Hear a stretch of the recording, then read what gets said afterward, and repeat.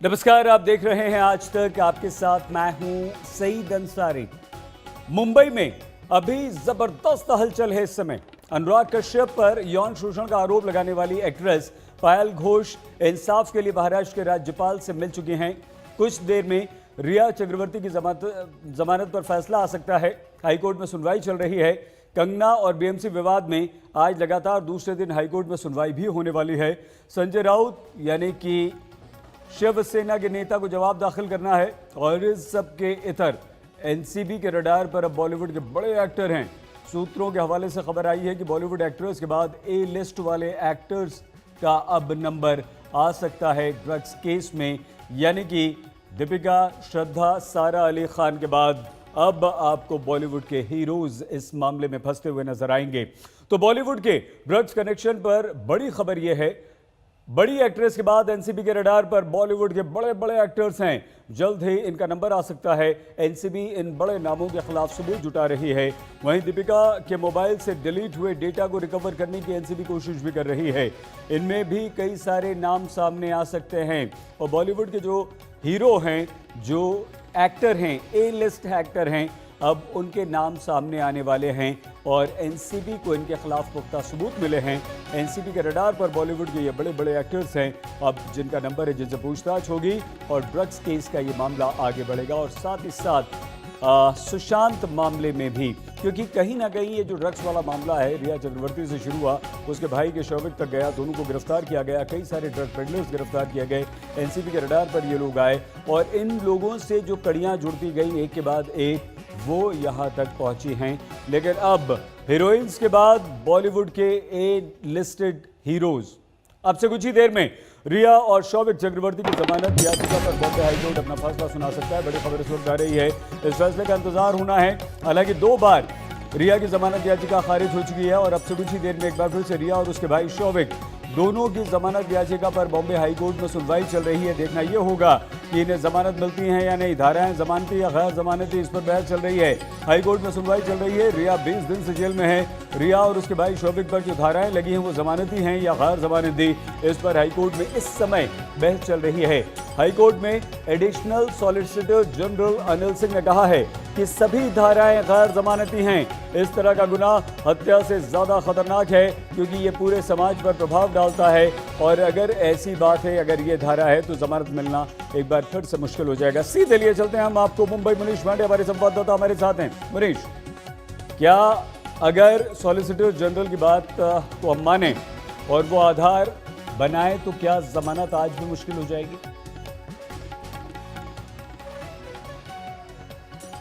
जी देखिए, फिलहाल तो जिरह चल रही है और उसमें एनसीबी ने 3 प्रमुख बातें कही हैं। उनका कहना है कि रिया चक्रवर्ती और शौविक चक्रवर्ती को बेल नहीं मिलना चाहिए क्योंकि पॉइंट नंबर 1, रिया चक्रवर्ती और शौविक चक्रवर्ती मुख्य आरोपी हैं। अगर वो बाहर जाते हैं तो सबूतों के साथ में छेड़छाड़ करेंगे। दूसरी बात उन्होंने कही है कि इसमें कई पैडलर्स पकड़े गए हैं जिन्होंने रिया चक्रवर्ती और शौविक चक्रवर्ती का नाम बताया। उनकी जांच के दौरान कई और नाम सामने आए, उनको भी गिरफ्तार करना है। अगर बेल मिलती है तो वो मुश्किल हो जाएगा। तीसरा, उन्होंने सुशांत सिंह राजपूत से भी इस मामले को जोड़ा हुआ है। कहा है कि एक साजिश के तहत रिया चक्रवर्ती और शौविक चक्रवर्ती ड्रग्स खरीदकर सुशांत तक पहुंचा रहे थे। तो ये 3 प्रमुख बातें हैं जिसमें एएसजी का जो बयान है वो सबसे मुख्य हो जाता है क्योंकि उन्होंने बड़ी ही संगीन बात कही है। उन्होंने कहा हुआ है कि अगर इस मामले को देखा जाए तो ये किसी हत्या से भी बड़ा मामला है, ये पूरे समाज को खराब करता है। इसके लिए रिया चक्रवर्ती और शौविक चक्रवर्ती को बेल नहीं मिलना चाहिए। लेकिन वहीं पर सतीश मानेशिंदे, जो कि रिया चक्रवर्ती और शौविक चक्रवर्ती के वकील हैं, उन्होंने अपनी तरफ से कहा हुआ है कि इसमें जितनी भी धाराएं हैं 27A को छोड़कर बाकी जो धाराएं हैं उसमें बेल मिल सकती है। 27A गलत तरीके से लगाया गया है और इसके लिए रिया चक्रवर्ती और शौविक चक्रवर्ती को बेल मिलना चाहिए। 20 दिन से ज्यादा हो चुके हैं। एनसीबी अभी भी लगातार कोशिश कर रही है कि रिया चक्रवर्ती और शौविक दोनों ही बेल में रहें, लेकिन वहीं पर उनके जो वकील हैं उनका ये कहना है कि वो तमाम अपनी दलीलें रख रहे हैं और दलीलें रखने के बाद ऐसा लग रहा है कि बहस अभी कुछ और वक्त तक चलेगी और उसके बाद ही इस मामले में कोई फैसला आएगा। मनीष, आप नजर बनाए रखिए, जैसे ही फैसला आता है हम सीधे आपके पास आते हैं मुंबई और वो खबर सबसे पहले हम चाहेंगे कि आज तक के दर्शकों को मनीष आप पहुंचाएं। फिलहाल धन्यवाद आपका। तो सुशांत सिंह राजपूत की मौत को 106 दिन हो चुके हैं। लेकिन मिस्ट्री अभी भी बाकी है। एम्स ने अपनी रिपोर्ट सीबीआई को सौंप दी है। आज तक को एम्स की रिपोर्ट को लेकर जो एक्सक्लूसिव जानकारी मिली है वो ये है, उसमें ये बताया गया है कि सुशांत की विसरा में जहर नहीं मिला, लेकिन हत्या की थ्योरी ही खत्म हो गई हो, ऐसा भी फिलहाल नहीं है।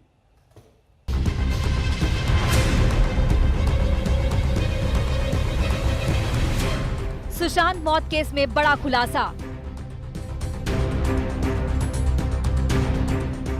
एम्स जांच रिपोर्ट से बड़ा खुलासा।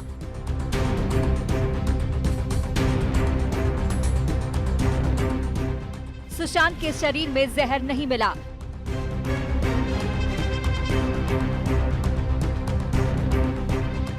कूपर अस्पताल को क्लीन चिट नहीं। सीबीआई से अलग नहीं एम्स रिपोर्ट। सुशांत की मौत के 106 दिन बाद उम्मीद बनी है कि सच से पर्दा उठेगा, मौत की मिस्ट्री खुलेगी, हत्या या आत्महत्या का सस्पेंस खत्म होगा। एम्स की हाई प्रोफाइल टीम ने सुशांत की पोस्टमार्टम और विसरा की जांच रिपोर्ट सीबीआई को सौंप दी। एम्स की रिपोर्ट को सार्वजनिक नहीं किया गया, लेकिन आज तक को सूत्रों से मिली जानकारी के मुताबिक सुशांत के जिस्म में कोई जहर नहीं मिला। एम्स की फॉरेंसिक टीम ने सुशांत की विसरा रिपोर्ट में कोई जहर नहीं पाया, मतलब एम्स रिपोर्ट ने जहर वाली थ्योरी को नकार दिया है। विसरा की जो जांच हुई थी वो मुंबई की कलीना लैब ने की थी और उससे विसरा के जितने भी नमूने मिले थे उसमें से 80% का इस्तेमाल कर लिया था और उन्होंने भी अपनी रिपोर्ट को नेगेटिव बताया था, यानी कि कोई भी जहर या केमिकल जहरीला उसमें नहीं मिला है किसी भी बॉडी के पार्ट में। अब जो एम्स फॉरेंसिक लैब ने इसकी जांच की है, जो 20% विसरा बचा हुआ था उसकी जांच की है, उसमें ये परिणाम निकल के आया है कि उस जो बॉडी पार्ट्स मिले हैं इनको, उनमें किसी भी तरह का केमिकल या उसमें किसी भी तरह का पॉइजनस जहरीला पदार्थ नहीं मिला है। सुशांत के परिवार ने सुशांत की हत्या का शक जताया था। पिता के सिंह ने सीधे रिया पर जहर देने का आरोप लगाया था, लेकिन एम्स की रिपोर्ट ने सुशांत के पिता के इल्जाम को खारिज कर दिया है। रिया मेरे बेटे सुशांत को लंबे समय से जहर पिलाया करती थी, वो इसकी हत्यारी है। जहर की थ्योरी पर से तो पर्दा उठ गया। इसका ये मतलब नहीं है कि हत्या या आत्महत्या की गुत्थी सुलझ गई है। अभी रिपोर्ट सीबीआई के पास आई है। सूत्रों के मुताबिक सीबीआई एम्स की रिपोर्ट का मौजूदा सबूतों से मिलान करेगी, वारदात के रिक्रिएशन और क्राइम सीन की रिपोर्ट को आपस में मिलाएगी, गवाहों के बयानों को कसौटी पर कसेगी। सीबीआई की फाइंडिंग्स और मेरी फाइंडिंग्स एक ही है। कुछ लीगल इश्यूज पे हमें जानकारी चाहिए थी जो हमने सीबीआई से ले ली है और कंक्लूसिव रिपोर्ट और कंक्लूसिव फैक्ट पर हम पहुंच गए हैं कि ये होमिसाइड यानी मर्डर है या फिर ये सुसाइड है। तो जो मतभेद की बात हो रही थी और एक तरह से समन्वय की बात नहीं हो रही थी, उनको आज उन्होंने खारिज किया है और आज तक को दी एक्सक्लूसिव जानकारी में कहा है कि सीबीआई और मेरी फाइंडिंग्स एक ही है और वो कंक्लूसिव है। एम्स की रिपोर्ट ने कूपर अस्पताल को भी क्लीन चिट नहीं दी है। कूपर अस्पताल की पोस्टमार्टम रिपोर्ट में काफी खामियां थी। न तो मौत का वक्त लिखा था और न ही कोई चोटों के बारे में कुछ भी जिक्र था। गले के सिग्नेचर मार्क पर भी कुछ नहीं कहा गया था। इस रिपोर्ट में जो कूपर हॉस्पिटल के जो डॉक्टर्स हैं उनके ऊपर ज़रूर सवाल खड़ा हुआ है कि उन्होंने पोस्टमार्टम को जिस तरह से अंजाम दिया उसको बेहद संजीदगी के साथ किया जाना था, क्योंकि एक हाई प्रोफाइल मामला था। शायद उन्हें इस बात की उम्मीद नहीं थी कि ये मामला इतनी ऊपर तक जाएगा और सीबीआई इंक्वायरी होगी और उसके बाद ये चीज़ें अब उनके पोस्टमार्टम होना शुरू हो जाएगा। तो जाहिर है अपने आप में ये इनिशियल रिपोर्ट सवाल खड़े करती है। एम्स की रिपोर्ट ने ये साफ किया है कि सीबीआई की जांच से अलग नहीं है रिपोर्ट, यानी रिपोर्ट उसी दिशा में आगे बढ़ी है जिस दिशा में जांच चल रही है। एम्स की रिपोर्ट ने सुशांत की मौत के राज से पर्दा उठा दिया है। हालांकि सीबीआई की माने तो वो एम्स की रिपोर्ट को अपने पहले इकट्ठा किए गए सबूत, जिसमें कि लोगों के बयान, इसके अलावा क्राइम सीन का रिक्रिएशन और तीसरी और सबसे महत्वपूर्ण चीज जो इस मामले में आरोपी और संदिग्ध हैं उनके जो बयान दर्ज किए गए थे उससे मिलान करेगी और मिलान करने के बाद सीबीआई इस नतीजे पर पहुंचेगी कि आखिरकार सुशांत की हत्या की गई थी या ये आत्महत्या का मामला है। सुशांत केस में एम्स की रिपोर्ट कल ही सीबीआई को सौंपी गई। रिपोर्ट सौंपने के बाद एम्स जांच पैनल के हेड सुधीर गुप्ता ने बताया कि एम्स टीम और सीबीआई दोनों में सुशांत केस में सहमति है, लेकिन विवेचना की जरूरत है। किसी नतीजे पर पहुंचने से पहले कानूनी पक्ष का भी ध्यान रखना होगा। 14 जून को सुशांत की संदिग्ध हालत में मौत हुई। घर पर ही वो पंखे से लटके मिले। मुंबई पुलिस ने जांच में 2 महीने से ज्यादा का वक्त लगाया, लेकिन किसी नतीजे पर नहीं पहुंची। दबाव बढ़ा तो 19 अगस्त को केस सीबीआई को सौंपा गया। सीबीआई ने जांच का दायरा बढ़ाया। फॉरेंसिक जांच का जिम्मा एम्स को सौंपा गया। एम्स की 3 डॉक्टर्स की टीम ने मुंबई जाकर न सिर्फ मौके का मुआयना किया, बल्कि पोस्टमार्टम करने वाले कूपर अस्पताल के डॉक्टर से भी सवाल जवाब किए गए। मौत के वक्त के खाली कॉलम पर भी पूछताछ की गई और अब जाकर 38 दिन बाद एम्स की रिपोर्ट आ गई है। उम्मीद है कि अब सीबीआई जल्द ही किसी नतीजे पर पहुंचेगी और सुशांत की मौत का राज खोलेगी। मुंबई से मुनीश पांडे के साथ आज तक ब्यूरो। आइए सीधे आपको मुंबई लिए चलते हैं। मुस्तफ़ा हमारे संवाददाता हमारे साथ जुड़े हुए हैं। एम्स की रिपोर्ट आने के बाद मुस्तफ़ा, सीबीआई की जांच अब किस तरह से इस केस में फिर से आगे बढ़ेगी? जी बिल्कुल सही। पहले तो जो पूरी एम्स की रिपोर्ट है उसका सामने आना जरूरी है, उसके बाद ही सीबीआई जो है वो अपना रुख साफ करेगी। ये आपको बता दें कि जब से सुशांत सिंह राजपूत का केस उन्होंने इन्वेस्टिगेट करना चालू किया है, मीडिया से अभी भी एक बार उन्होंने बात नहीं की है। एम्स की रिपोर्ट क्या है खुलकर बतानी पड़ेगी, लिगेचर मार्क्स किस तरीके के हैं खुलकर बताने पड़ेगी। कूपर हॉस्पिटल के डॉक्टर से गलती हुई तो गलतियां क्या थी, जो घर था वहां पर जब फॉरेंसिक टीम पहुंची वहां से जो सैंपल कलेक्ट किया उससे क्या जानकारी मिली, रिक्रिएशन ऑफ क्राइम टीम में क्या खामियां थी, ये सारी चीजें जो हैं ये जब सीबीआई खुलकर सामने आती है उसके बाद ही वो ये दायरा तय करेगी कि अब आगे उनको इस पूरे केस में किस तरह के कदम उठाने हैं। एक बात साफ है कि एम्स और सीबीआई दोनों एक ही डायरेक्शन में है, ये बात साफ कर दी गई है, लेकिन वो डायरेक्शन क्या है इसकी क्लैरिटी आना अभी भी बाकी है। सही, बहुत धन्यवाद मुस्तफ़ा। दोबारा हम आपके पास ज़रूर आएंगे। मुंबई में इस वक्त काफ़ी हलचल है और इसके अलावा एक और हलचल है अनुराग कश्यप को लेकर। फिल्म मेकर अनुराग कश्यप पर यौन शोषण का आरोप लगाने वाली एक्ट्रेस पायल घोष इंसाफ के लिए महाराष्ट्र के राज्यपाल से मिली हैं। राजभवन में मुलाकात में पायल के साथ केंद्रीय मंत्री रामदास आठवले भी मौजूद रहे। पायल अनुराग की गिरफ्तारी की मांग कर रही हैं। पायल ने कुछ ही दिन पहले अनुराग के खिलाफ एफआईआर दर्ज करवाई थी, लेकिन अब तक अनुराग के खिलाफ कोई एक्शन नहीं हुआ। पायल लगातार मुंबई के वर्सोवा पुलिस स्टेशन जा रही हैं और वो पुलिस पर दबाव भी बना रही हैं। पायल ने यह भी कहा था कल कि अगर मुंबई पुलिस कोई कार्रवाई नहीं करती है, यहाँ तक कि मुंबई पुलिस ने अनुराग कश्यप का बयान भी अभी तक दर्ज नहीं किया है, अगर वो कार्रवाई नहीं करेंगी तो वो अनशन भी करेंगी। और राज्यपाल से मिलकर, कोश्यारी साहब से मिलकर उन्होंने इंसाफ की गुहार लगाई। रामदास आठवले उनके साथ। उनके सामने हमने रखा है कि हमारा जो प्रॉब्लम है, कंप्लेन भी कंप्लेन पेपर भी उनको दिए हैं फॉर हिज रिकॉर्ड, और उनको आगे सिक्योरिटी के लिए भी मांग किए हैं। उन्होंने बहुत अच्छे से कोऑपरेट किया है हम लोगों को और है हमारे साथ, तो हमें मतलब अच्छा सा रिस्पॉन्स मिला है। रुख एक बेहद गंभीर, दिल को झकझोर देने वाली खबर का। हाथरस में दरिंदगी की शिकार बेटी की 15 दिन के बाद मौत हो गई है। 19 साल की पीड़िता ने आज दिल्ली के सफदरजंग अस्पताल में दम तोड़ दिया है। 14 सितंबर को उत्तर प्रदेश के हाथरस में 19 साल की इस बेटी के साथ 4 दबंगों ने, दरिंदों ने गैंगरेप किया था। लड़की की स्थिति इतनी खराब थी कि 9 दिन तक उसे होश तक नहीं आया था। आरोपियों की पहचान गांव के ही रहने वाले लोगों के रूप में हुई थी। इन सभी 4 को गिरफ्तार कर लिया गया है। लड़की की मौत पर अब राजनीति शुरू हो गई है। मायावती ने फास्ट ट्रैक कोर्ट बनाकर सुनवाई की मांग की है तो प्रियंका गांधी ने पीड़ित परिवार से फोन पर बात की, न्याय दिलाने का भरोसा दिलाया है।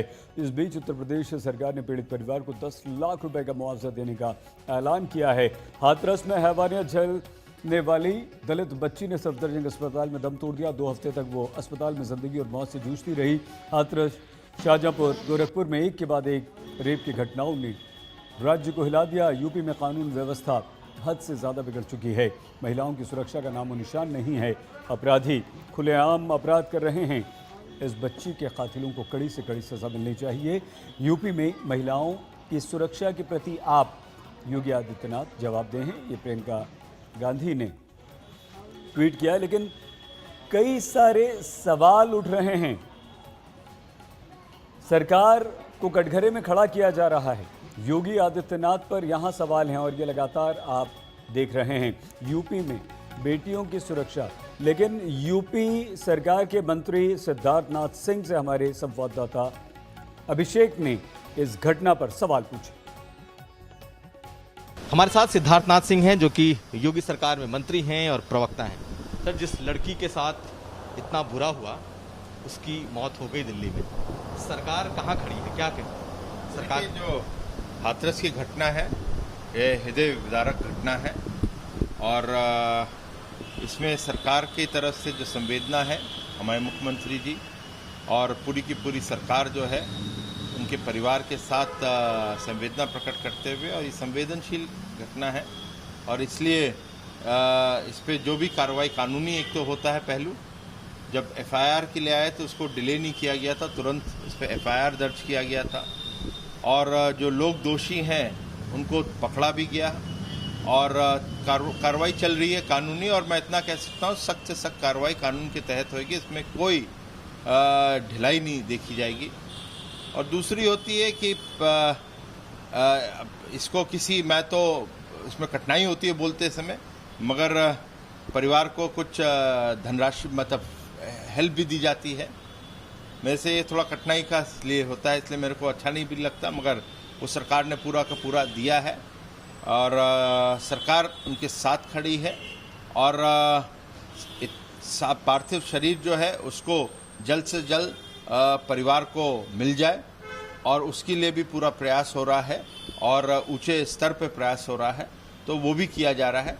मगर ये घटना जो है वो दिल हिलाती है और जो दोषी हैं उनको एक मिसाल के रूप में उन पे सजा दी जाएगी जो कि कानून के तहत होगी। इस बच्ची के साथ गैंगरेप हुआ या नहीं, इसे लेकर भी विवाद चल रहा था। एफआईआर में गैंगरेप का जिक्र तक नहीं किया गया, लेकिन हाथरस के डीएम का कहना है कि लड़की के बयान के आधार पर गैंगरेप की धारा बाद में जोड़ी गई। हाथरस में दलित लड़की की मौत हो गई है जिसके साथ गैंगरेप हुआ था। हालांकि शुरुआती जो पहली एफआईआर हुई थी उसमें आपसी रंजिश की बात बताई गई, लेकिन क्या सचमुच ये पूरा का पूरा मामला क्या है? इस वक्त हमारे साथ ADG law and order Prashant Kumar है। प्रशांत जी, आज में स्वागत है। ये पूरा मामला क्या है? क्योंकि कहा यह जा रहा है कि उस लड़की के साथ जो कि दलित थी, उसके साथ 4 लोगों ने गैंगरेप किया है और उसके बाद अस्पताल में उस लड़की ने दम तोड़ा। ये दुखद घटना जो है 14 सितंबर को 9:30 बजे की बताई जा रही है। इस संबंध में 14 तारीख को ही 14 सितंबर को 10:30 बजे पीड़िता स्वयं अपने भाई के साथ थाने पर उपस्थित हुई तथा उनके भाई ने अपने स्वयं के हस्तलेख में एक एप्लीकेशन थाने को दिया जिसमें रंजिश वाली बात बताई और एक व्यक्ति को नामजद किया जिन्होंने गला दबा के हत्या करने की कोशिश की। और 10:30 बजे ही एफआईआर उचित धाराओं में 307 तथा जो SC/ST एक्ट के जो सब सेक्शंस हैं उसमें दर्ज की गई तथा उसी समय उनकी मेडिकल कंडीशन को देखते हुए हम लोगों ने उनको जिला अस्पताल रेफर किया। बाद में वहाँ से उनकी मेडिकल स्थिति को देखते हुए AMU ट्रॉमा सेंटर में शिफ्ट किया गया। मैं बताया था कि उसकी माँ और वो खेत पे काम कर रही थी, चारा काटने गई थी, तो किसी ने उसको मारने की नीयत से, गला दबा करके मारने की नीयत से उस पर हमला किया और 14 तारीख को ही 307 और SC/ST एक्ट में मुकदमा पंजीकृत किया गया और उसमें उन्होंने एक ही अभियुक्त बताया था और शीघ्र ही उस अभियुक्त की गिरफ्तारी की गई। पीड़िता की हालत गंभीर होने पे उसको अलीगढ़ रेफर किया गया जहां उसका इलाज चल रहा था, लेकिन पीड़िता बयान देने की स्थिति में नहीं थी।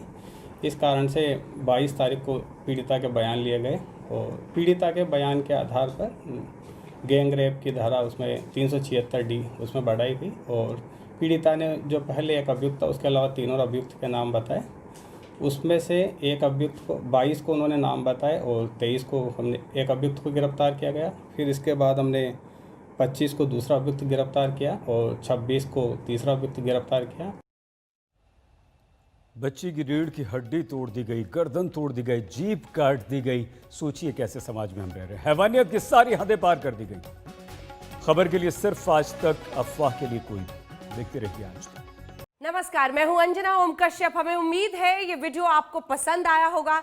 लेटेस्ट खबरों के लिए यूं ही देखते रहिए आज तक और इस वीडियो के पसंद आने पर लाइक, शेयर एंड सब्सक्राइब करना